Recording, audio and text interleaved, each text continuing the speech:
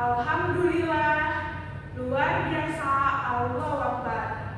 Ya. Bisa? Bisa. Oke. Selamat pagi semua. Alhamdulillah, luar biasa, Allahu Akbar. Di sini ada yang masih ingat tidak materi kita minggu lalu membahas tentang apa? Cepet. Cerpen. Oke. Ada yang tahu nggak? Ada yang masih ingat apa itu cerpen? Cerpen dengan pendek.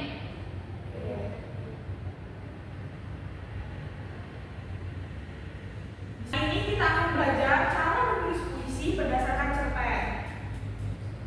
Benar kata teman-teman tadi, cerpen itu adalah cerita pendek. Nah, jadi cerpen ini cerita pendek yang kurang dari 10.000 kata yang memberikan kesan tunggal pada satu tokoh dan satu situasi yang dibaca habis dalam sekali duduk. Nah, jenis-jenis cerpen ini terbagi menjadi 3. Yang pertama ada cerpen mini, cerpen ideal, dan cerpen panjang. Unsur intrinsik dalam cerpen itu adalah unsur yang berada di dalam sebuah cerita. Nah, di dalam unsur intrinsik ini terdiri menjadi 6. Yang pertama ada tema, yang kedua alur, yang ketiga ada latar, keempat ada penongkohan, yang kelima sudut pandang, dan yang keenam ada amanat. Selain ada unsur intrinsik juga dalam cerpen ini ada unsur ekstrinsik. Unsur ekstrinsik ini adalah unsur yang berada di luar cerita atau unsur luar.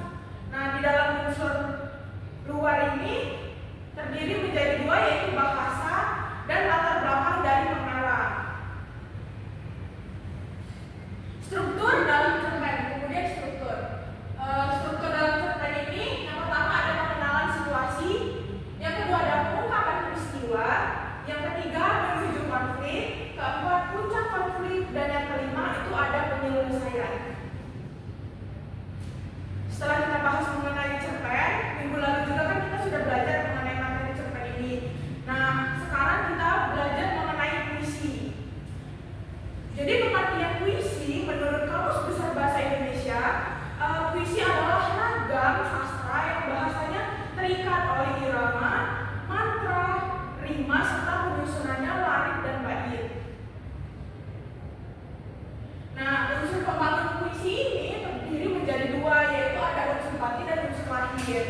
Unsur batin ini ada tema, nada, rasa, amanat. Kemudian unsur lahir itu ada diksi, imajinasi, majas, tipografi, rima, dan kata konkret.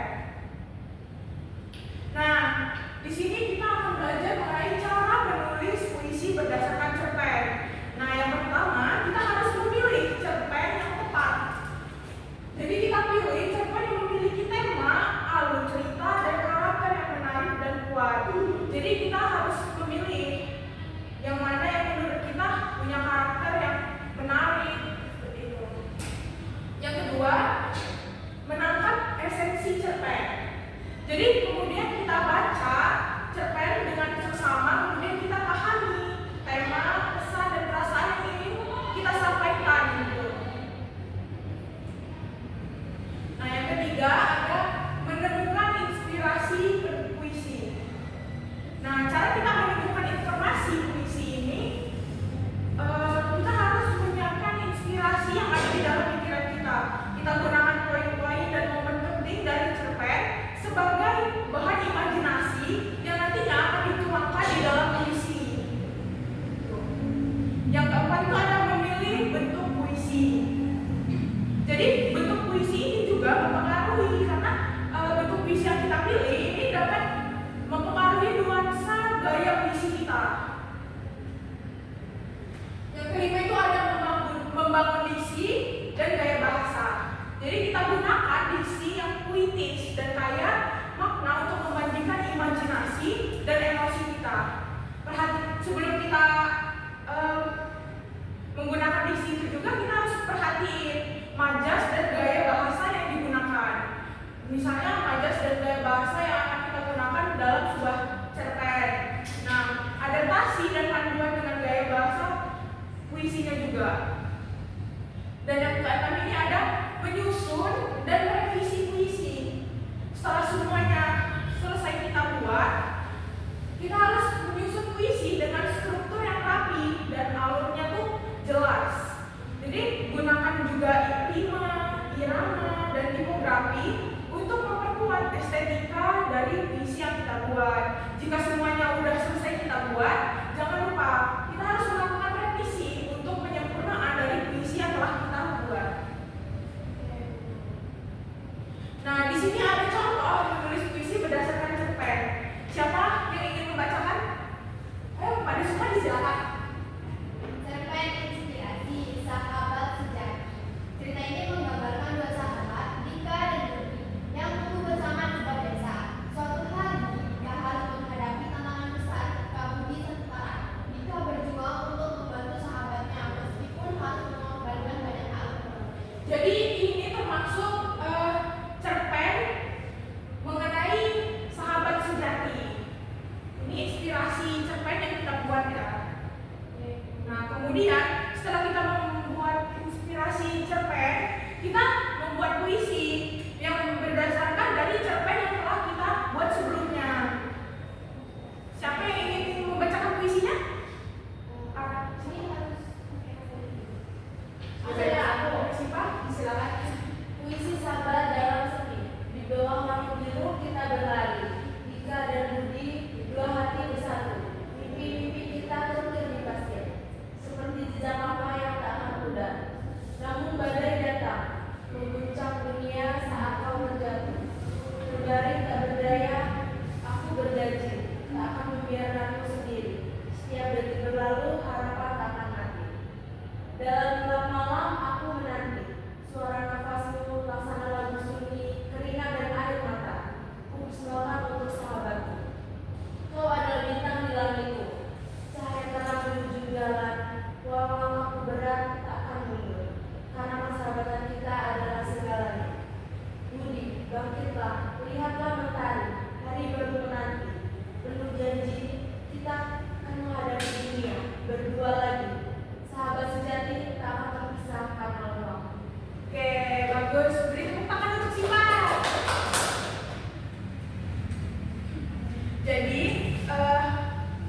kesimpulan inti dari proses menulis puisi berdasarkan cerpen ini, proses kreatif kita yang dapat menghasilkan karya yang mendalam dan inspiratif.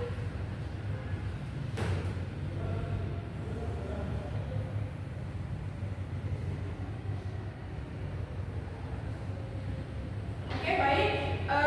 Dari semua materi yang telah Ibu jelaskan, apakah kalian sudah paham mengenai materi menulis puisi dengan cerpen ini? Sudah paham semuanya? Sudah, Ibu. Oke, baik. Kalau sudah paham semua, Ibu akan memberikan penugasan.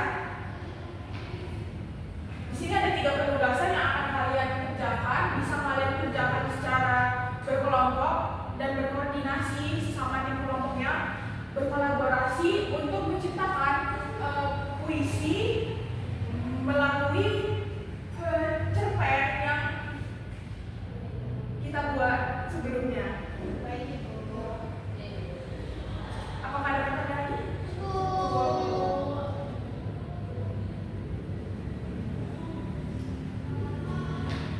Oke, baik. Dari semua materi yang telah selesai Ibu jelaskan, apakah ada yang bisa merefleksikan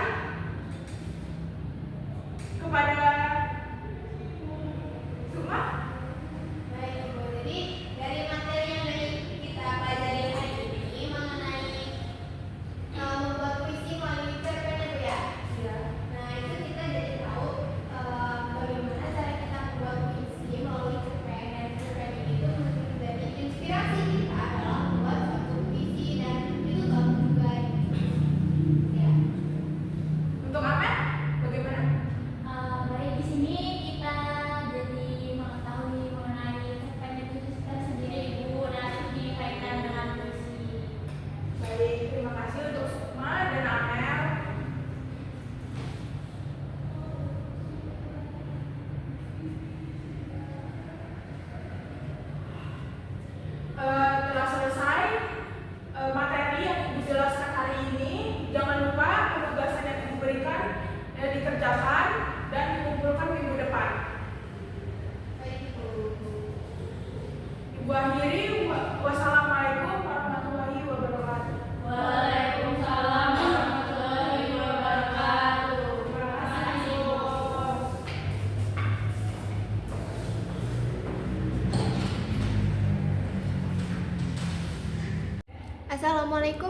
warahmatullahi wabarakatuh. Saya Sukma Yuliastiti sebagai observer lisan dari Pinky Maharani.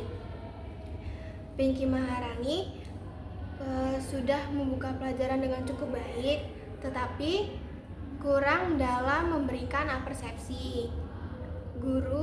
Ia sebagai guru hanya menanyakan materi sebelumnya tanpa menjelaskan dengan baik. Suara yang dikeluarkan sudah lantang, tetapi tidak mendekatkan pada siswa dalam menjelaskan materi. Ia hanya berdiri di tempat yang sama, tidak berjalan atau bergerak ke sisi sebelahnya atau sisi depan, belakang, ataupun mendekati ke siswa.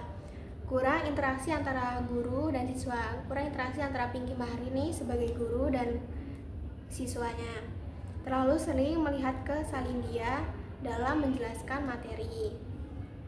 Pinky Maharani menutup pelajaran dengan cukup baik, tetapi kurang dalam memberikan refleksi. Sekian dari saya akhiri. Wassalamualaikum warahmatullahi wabarakatuh.